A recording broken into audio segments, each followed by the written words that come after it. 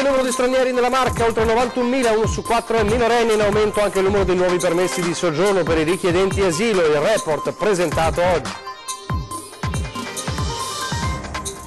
Travolto da un'auto mentre attraversa la strada a Ponte di Piave, gravissimo 33enne ricoverato all'ospedale Caponcello di Treviso. Attendiamo di verificare se ci saranno disagi e se le attività verranno penalizzate. Ascom fa il punto a pochi giorni dalle misure antismog annunciate ieri per Treviso, ma la categoria applaude già le deroghe concesse. Nel pomeriggio il Consiglio Comunale di Treviso a Palazzo dei 300, il nostro collegamento in diretta per seguire i lavori. Maxi multa da 6.000 euro per 2 cittadini indiani pizzicati dalla polizia locale a Belilago in sella a una moto senza aver mai conseguito la patente. Il mezzo era anche senza revisione e assicurazione. Installate a Casier 54 nuove telecamere, il progetto è stato realizzato con il contributo straordinario ministeriale per l'accoglienza dei richiedenti asilo. Ecco il certificato di nascita in Veneto che sarà consegnato ai genitori dei bambini registrati nel comune, accade a Santa Lucia di Piave. Sarà un weekend all'insegna del bel tempo, ma tornano le raffiche di vento che hanno caratterizzato l'inizio della settimana e da lunedì rischio nubifragi. Telespettatori di Antenna 3, buonasera e ben ritrovati con l'edizione trevigiana dei nostri telegiornali che si apre, avete visto e sentito dai titoli, parlando di dati, di cifre, e cifre che riguardano la presenza degli stranieri nell'intera provincia, nella Marca trevigiana. Sono numeri presentati oggi in un report speciale dalla CISL, ma non solo, e sono numeri che parlano di un aumento della presenza degli stranieri nella nostra provincia, oltre 91.000. 1 su 4 di questi peraltro è minorenne, ma ci sono altri dati in aumento come il numero dei nuovi permessi di soggiorno per i richiedenti asilo. Allora sentiamo nel primo servizio tutti questi dati. In lieve crescita il numero di cittadini stranieri in provincia di Treviso, sono 91.319, 1 su 4 è minorenne, registrato inoltre un incremento del 30% dei nuovi permessi di soggiorno per i richiedenti asilo e per i contributi familiari ottenuti per il ricongiungimento con moglie prima e figli poi. Per quanto riguarda i richiedenti asilo, bisogna vedere tra l'altro se questi titolari di permessi di soggiorno poi sono effettivamente presenti sul territorio. Per qualcuno la possibilità di poter muoversi nel territorio dell'Unione Europea è anche quella possibilità di andare a ricongiungersi con altre famiglie altrove. Più di 1 migliaio i contratti stipulati con i richiedenti asilo, dei quali 722 con lavoro a tempo determinato, profughi impiegati per lo più nei settori dell'agricoltura, industria, manifatturiero e servizi alberghieri, Pakistan, Nigeria, Senegal e Bangladesh, le loro nazioni di provenienza. Treviso non ha un'economia basata sulle alte professionalità, sulle alte manifatture, è un territorio dove si fanno lavori abbastanza ordinari, dove servono professionalità poco qualificate e sono quei lavori dove appunto gli stranieri ci hanno aiutato a mandare avanti le imprese e che hanno accettato di fare, torno a ripetere, con dignità. Sono alcuni dei dati e numeri del 15° rapporto sulla presenza di cittadini stranieri nella Marca, riferito al 2017 e primi mesi del 2018, realizzato da CISL, Caritas, Veneto Lavoro, ANOLF e le cooperative La S e Una Casa per l'Uomo.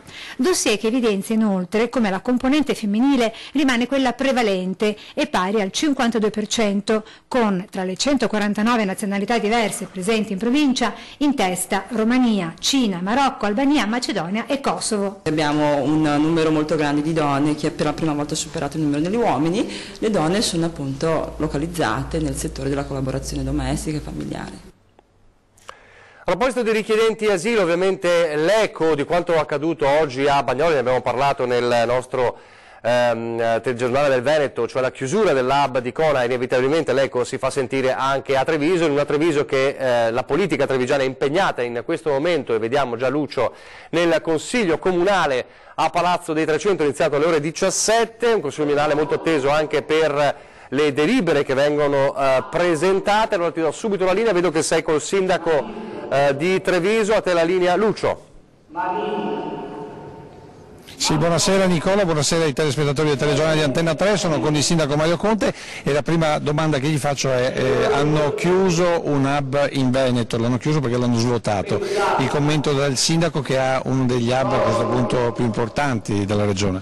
Bene, sono assolutamente felice di apprendere questa notizia, è evidente che il grande lavoro che il ministro Salvini sta facendo sta dando i suoi risultati, Bagnoli è stato chiuso, si parla anche di Oderzo, noi aspettiamo anche che la caserma Serena venga liberata. Non ha non chiede che venga liberata prima la Serena della ex Zanussi? No, io credo che in questo momento debba prevalere la responsabilità nei confronti del grande lavoro che il ministro Salvini sta facendo, è evidente che gli sbarchi sono diminuiti tantissimo o addirittura quasi annullati, tanto da poter cominciare lo svuotamento delle strutture, quindi ben venga questo cronoprogramma degli svuotamenti, non importa se si è primi o terzi, l'importante è che si proceda in questa direzione, quindi invito il ministro Salvini di continuare in questa strada perché è quello che i cittadini stavano chiedendo. Invece noi l'abbiamo convocata perché ha dato una notizia importante all'apertura del Consiglio Comunale. Sì, una notizia importantissima per la città di Treviso, per la cultura della città di Treviso,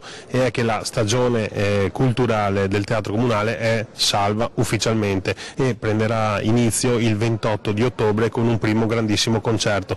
Grande è la soddisfazione, io ringrazio ovviamente tutti i componenti della maggioranza che mi hanno sostenuto in questo percorso, ringrazio Fondazione Casamarca che si è resa disponibile a trovare delle soluzioni sulla base di un dialogo e soprattutto sulla base di una progettualità che vedrà il Teatro Comunale protagonista anche in futuro nella nostra città. Qual è stata la soluzione? No, la soluzione è quella di dare una prospettiva certa e seria per il nostro teatro, non si poteva più andare avanti con situazioni traballanti, noi abbiamo trovato anche attraverso e grazie all'aiuto della Regione attraverso il Teatro Stabile una soluzione che darà garanzie di qualità e di programmazione. Quando è che si inizia?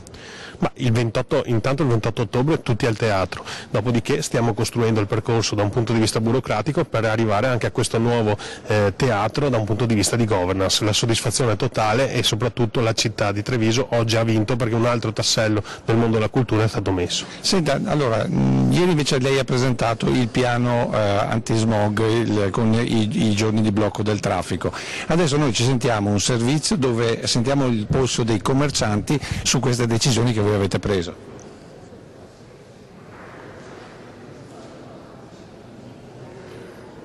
Questa ordinanza del Comune di Treviso è collegata ad una scelta fatta dalla Regione Veneto molto più ristretta. Serve, non serve, non lo so.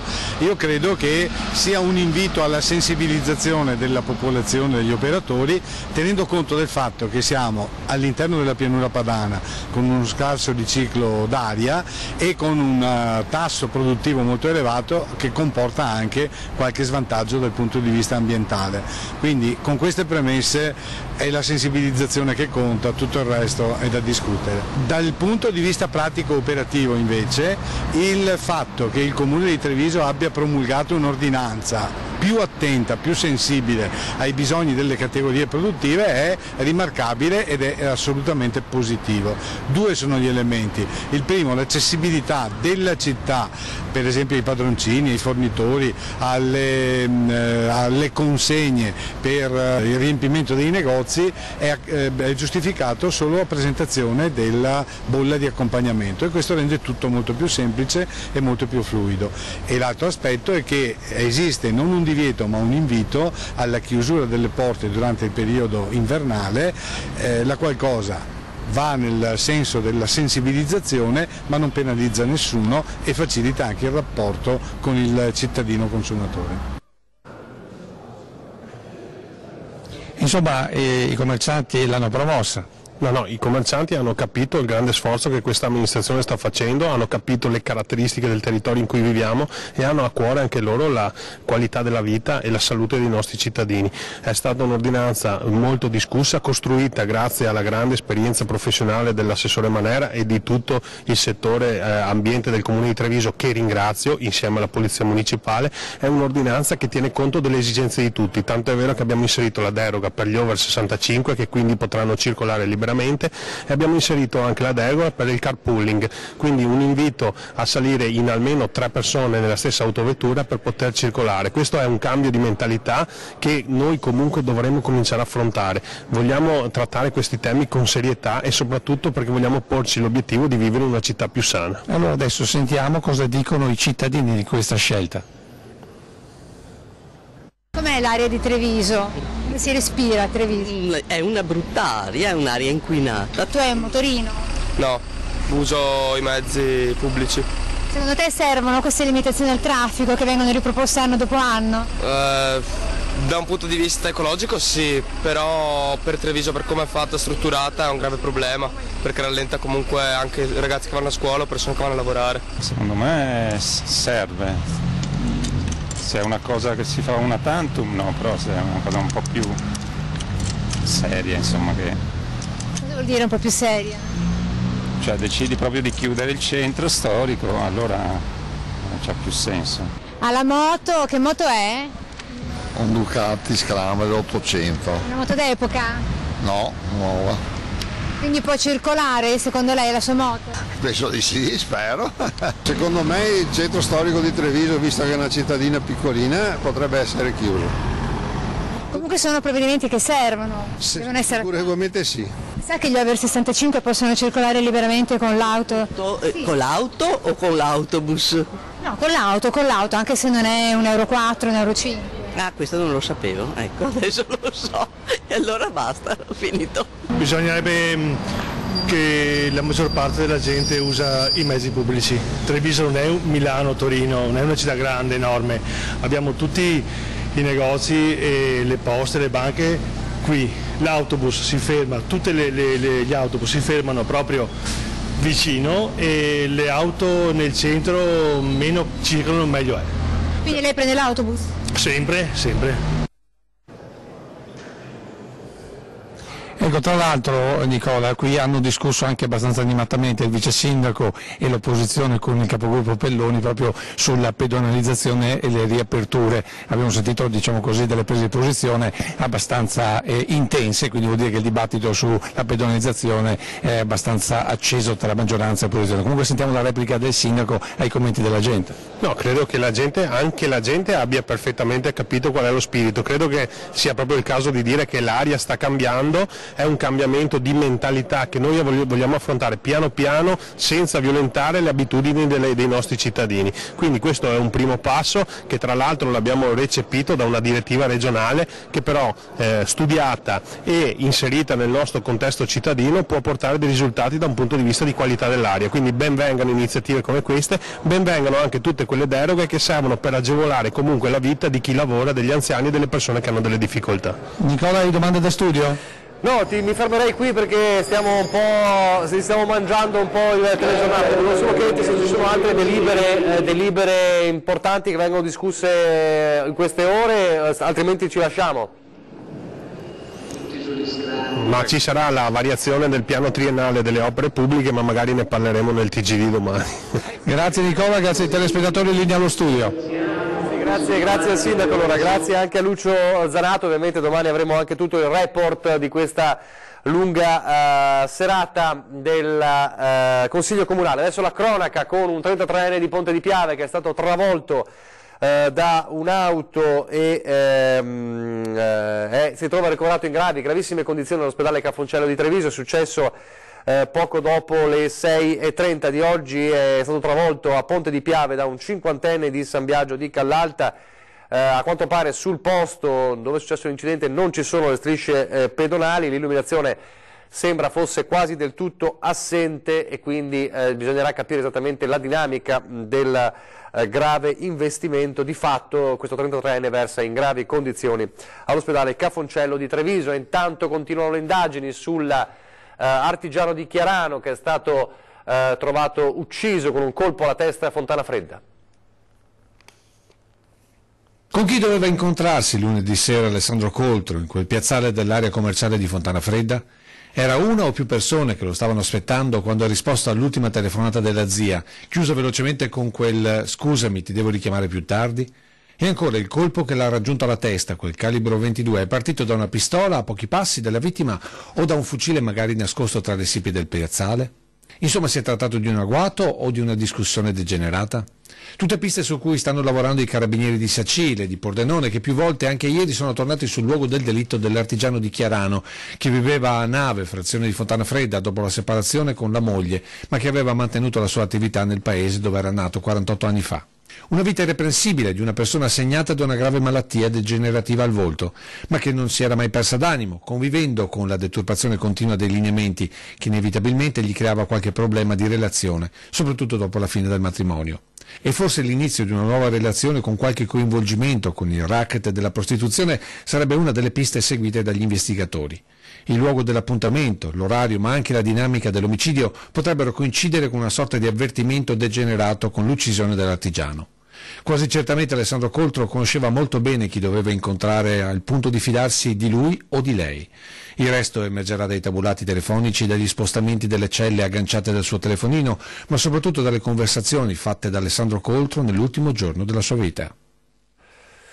Il cordoglio a Treviso ma anche a Mira per la morte di Sheila Spolaore, quarantenne, mamma di una bimba piccola che dopo una lunga battaglia contro un cancro si è spenta sabato scorso alla casa dei Gelsi dell'Advaro. La giovane mamma, originaria di Mira nel veneziano, era molto nota anche nel capoluogo della Marca dove viveva con il marito appunto e la figlia piccola. Ha lavorato per tanti anni a Treviso come barista, una morte ovviamente che lascia sgomenti per la giovane età di questa mamma che ha perso la sua battaglia contro il cancro. Adesso 8 casi di encefalite da zecca registrati fino ad oggi nella Marca, al momento la seconda del Veneto per numero di contagi dopo Belluno. La Marca, seconda provincia veneta per numero di casi di encefalite meningea da puntura di zecca. I dati arrivano dal reparto di malattie infettive dell'ULSS 2 e indicano in 8 il numero di casi riscontrati finora nel 2018. Di questi 6 hanno sviluppato l'encefalite, che per fortuna non ha avuto esiti letali. Il virus, portato dalla zecca, può incubare per mesi prima di manifestarsi sotto forma di febbre, forte mal di testa e mal di gola, che non accenna a diminuire con le normali cure influenzali. E se il fisico non reagisce naturalmente, dopo 10 giorni può evolversi nella forma di meningoencefalite con danni neurologici, in alcuni casi anche permanenti. Importante quindi l'attenzione e la prevenzione. Innanzitutto le località dove le zecche sono più diffuse, in genere pedemontane e prealpi trevigiane, in località incolto con erba alta. Attenzione quindi alle escursioni lungo i sentieri, ma anche alle scampagnate nei boschi. Attenzione anche a chi ha un cane o un gatto. La zecca, oltre ad attaccare l'animale, può trasferirsi all'uomo con inevitabili conseguenze. Quindi cura del proprio animale, soprattutto dopo una gita o una giornata all'esterno. Infine la prevenzione, con il vaccino, che al momento è l'unica strada sicura per evitare conseguenze anche permanenti.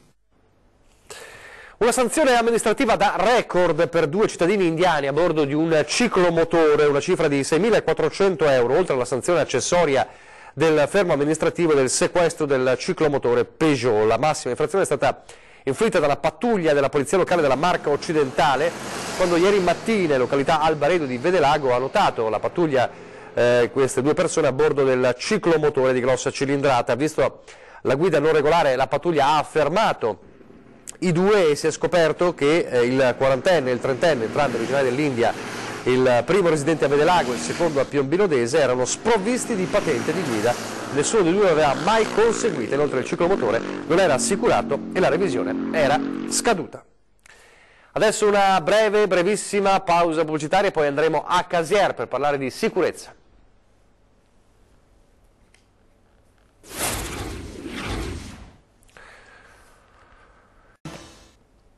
Rieccoci in studio, telegiornale di Treviso, a Casier adesso per parlare di sicurezza, di 54 nuove telecamere installate dal Comune grazie al contributo straordinario ministeriale per l'accoglienza dei richiedenti asilo. A Casier sono state installate 54 telecamere di sorveglianza per la sicurezza del territorio.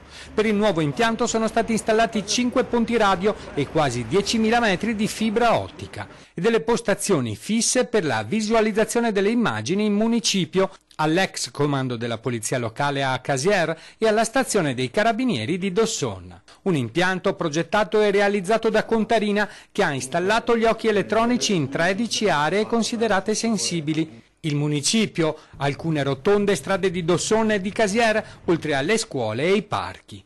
Il progetto, avviato 1 anno e mezzo fa, è stato finanziato grazie al contributo straordinario ministeriale per l'accoglienza dei richiedenti asilo, la legge Minniti, e va a implementare notevolmente il sistema precedente di videosorveglianza, ormai datato e per nulla capillare. Abbiamo fatto tutto quello che dovevamo fare in un anno e mezzo con un investimento di 120.000 euro, insomma non sono pochi. Un investimento che si è potuto fare grazie al decreto Minniti. Sì, è un investimento che è ancora il primo anno del decreto Minniti, quindi quello del 2016, abbiamo fatto un'assemblea pubblica, abbiamo chiesto ai cittadini come avremmo potuto spendere questi soldi, visto che erano un ritorno per un disagio che i cittadini stavano subendo e quindi la prima richiesta è stata fatta a sicurezza delle camere e l'abbiamo accontentati. 7 delle 54 telecamere inoltre sono dotate di un sistema ausiliario specifico per la lettura delle targhe delle automobili in transito. Grazie al collegamento con il Ministero dei Trasporti è possibile verificare in tempo reale che assicurazione e revisione del veicolo siano in regola. Non solo, il sistema consente di verificare le targhe in una blacklist di auto rubate o con a bordo persone sospette. Ma le novità non sono finite. Sul fronte della sicurezza stradale, da lunedì 1 ottobre nelle strade del comune si aggiungeranno 7 nuovi box per autovelox in dotazione alla polizia locale. Corrono con bambini, con scuole, con palestre, davvero è maleducato, pericoloso e non sappiamo come fermarli. Grazie invece a fondi che arrivano e aiuti da Europa e Regione, in arrivo autobus nuovi, alloggi popolari nella zona tra l'Asolano e il Monte Bellunese. È in atto un piano di riqualificazione grazie agli aiuti economici di Europa e Regione che daranno spunto ad una crescita economica e sociale nel territorio di Montebelluna.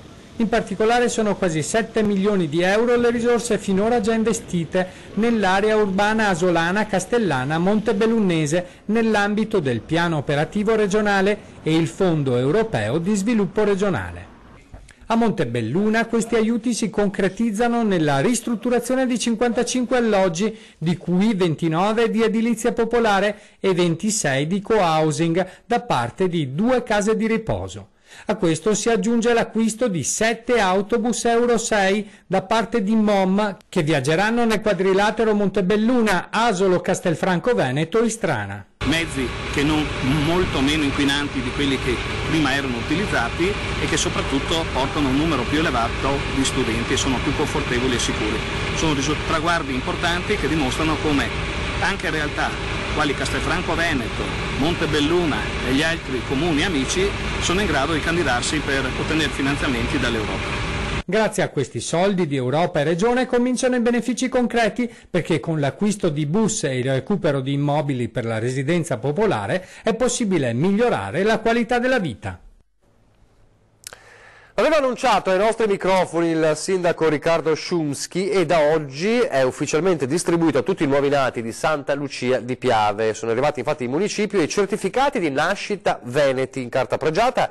Spiegano in 3 lingue che il bambino o la bambina sono nati in Veneto, le 3 iscrizioni in inglese, italiano e in Veneto, definita appositamente lingua e non dialetto. Un atto concreto di amore per la propria terra, ha dichiarato il sindaco Szumski, finanziato da autentici patrioti veneti. Questo è il significato dell'iniziativa che sarà estesa anche ai figli di stranieri che vivono nel comune della Sinistra Piave. Il certificato sarà rilasciato all'atto di iscrizione da parte dei genitori all'anagrafe del comune unitamente alla bandiera della Serenissima con il quale il sindaco spera sarà avvolto il neonato il giorno del battesimo.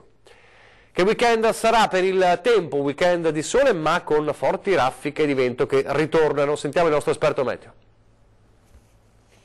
La nostra regione è interessata da un robusto campo di alta pressione.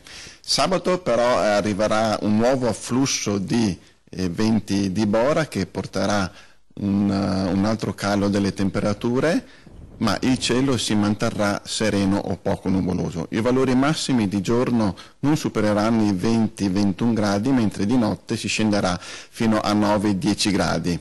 Estese gelate notturne si verificheranno oltre i 700-800 metri. La giornata di domenica sarà identica a quella di sabato con il bel tempo prevalente, il cielo sereno, poco nuvoloso e ancora questi venti di Bora che manterranno le temperature piuttosto fresche. L'inizio della prossima settimana è visto con l'arrivo di un'intensa perturbazione atlantica che raggiungerà la nostra regione sotto forma di precipitazioni localmente abbondanti e anche con possibili nubifragi tra le province di Padova, Venezia e Rovigo. Addirittura tornerà la neve sulle Alpi al di sopra dei 1400-1500 metri. Dalla chiusura dell'hub di Bagnoli alla manovra e i suoi effetti, ma non solo, questa sera ne parliamo fra pochissimo a 20:10 con Alberto Villanova, consigliere regionale della Lega Nord, e Maria Rosa Barazza del Partito Democratico. È tutto, vi lascio alle previsioni del tempo nel dettaglio per le prossime ore. Arrivederci.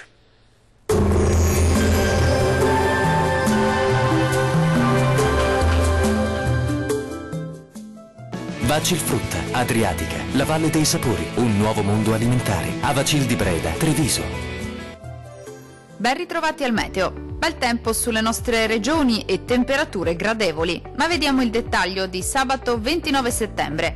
Sul Veneto, come detto, la giornata sarà caratterizzata dal bel tempo. Sulla nostra regione dunque sarà ampiamente soleggiato, con il cielo che sarà sereno o poco nuvoloso, salvo per innocui addensamenti sulle province occidentali. Temperature in leggero aumento, con minime comprese tra 12 e 16 gradi, massime oscillanti invece tra 21 e 24 gradi circa. Diamo ora uno sguardo al Friuli Venezia Giulia. Poche novità, anche sulla nostra regione dominerà il sole ovunque grazie alla presenza dell'alta pressione. Ampio soleggiamento dunque, con cielo sereno o al massimo velato su tutti i settori. Non sono attese piogge. Temperature stazionarie con minime tra 10 e 15 gradi, massime comprese invece tra 21 e 23 gradi circa. Vediamo infine la situazione del Trentino Alto Adige. Non cambia di molto la previsione bel tempo anche sulla nostra regione. Sarà dunque asciutto e stabile e anche ampiamente soleggiato su tutti i settori, con cielo sereno o poco nuvoloso. Addensamenti innocui possibili sui settori meridionali. Temperature minime tra 14 e 17 gradi, massime oscillanti invece tra 23 e 26 gradi circa. Dal meteo di Antenna 3 per ora è tutto. Arrivederci al prossimo aggiornamento.